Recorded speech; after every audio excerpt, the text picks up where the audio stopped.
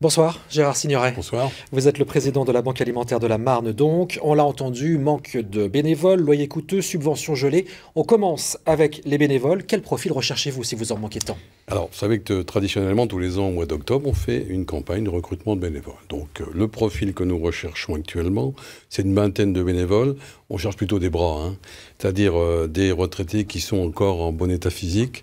Effectivement, quand il faut se lever à 6 h du matin pour aller récolter des produits frais dans les hypermarchés, il faut être un peu en forme physiquement. Voilà, il y a du tri aussi à faire.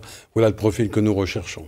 Bon, c'est exigeant, on comprend qu'il y ait peu de candidatures, mais ça vous pose quel problème, ce déclin dans le nombre de bénévoles? Ça nous pose un problème parce que nous considérons que nous devons avoir 90% à peu près de bénévoles pour notre activité. Voilà, c'est notre marque de fabrique.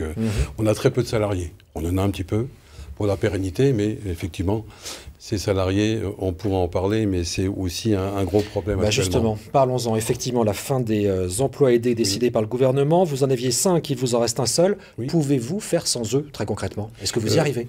Non, c'est-à-dire, je vous ai dit, il faut à peu près 10% de salariés, et si on ne peut pas avoir de contrat aidé, effectivement, nous ne pouvons pas les employer en CDD ou en CDI, où on peut en prendre un ou deux, mais effectivement, c'est un gros problème. Comment faire? Mais comment faire? Oui, effectivement, c'est un problème parce que vous avez en même temps le gel des subventions.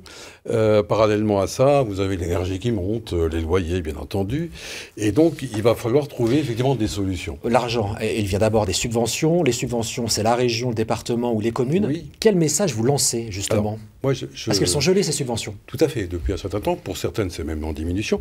Vous savez, le président Macron, il a dévoilé son plan pauvreté il y a 2 semaines.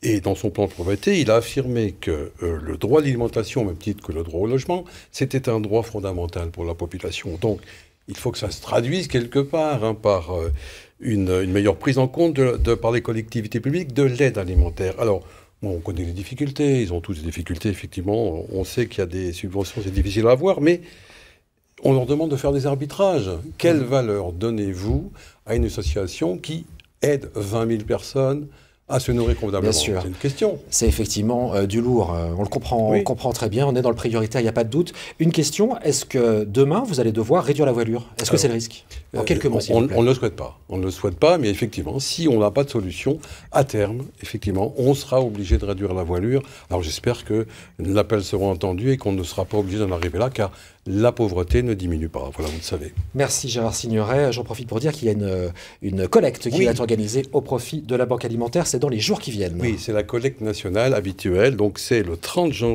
novembre et le 1er décembre. D'accord. Collecte nationale sur 70 magasins, 2000 bénévoles. Merci à vous.